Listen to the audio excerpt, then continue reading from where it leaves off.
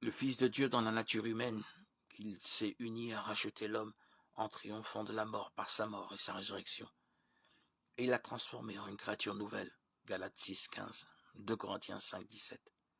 Tout chrétien, en plongeant ses racines dans ce mystère de salut, y puise sa sève vitale. En communiquant son esprit à ses frères qui rassemblaient de toutes les nations, il a fait d'eux mystiquement comme son corps. Dans ce corps, la vie du Christ se répand dans les croyants, que par les sacrements du baptême, du banquet des noces, d'une manière mystérieuse et réelle, unissent au Christ souffrant et glorifié. Nous demeurons ainsi constamment dans le mystère du Fils qui s'est accompli avec la venue de l'Esprit Saint. En vivant en communion avec cet Esprit de Dieu que nous avons reçu à notre baptême, en communion à ce pain de vie où Dieu se donne en nourriture, nous accueillons par là même les paroles qui ont résonné pour la première fois dans le cénacle où est apparu le ressuscité. De même que le Père m'a envoyé, moi aussi je vous envoie. Jean 20, 21. Accueillir le Christ ressuscité, c'est accueillir la mission, comme l'ont accueilli les apôtres réunis au cénacle, par notre baptême, par les forces qui nous édifient, par cette sainte communion. Dieu nous envoie pour témoigner.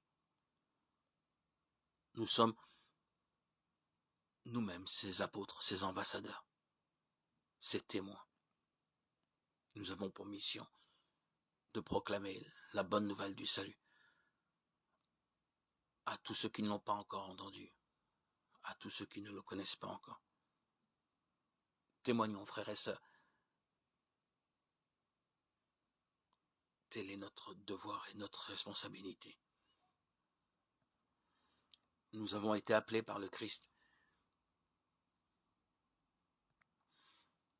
Et il nous incombe à tous et à toutes de proclamer, de témoigner, d'invoquer même l'aide de l'Esprit de Dieu pour nous fortifier à aller de l'avant et communiquer cet amour infini, cet amour merveilleux qui est venu dans ce monde et qui se fait proche de tous ceux qui croient au Christ, à notre Seigneur Jésus.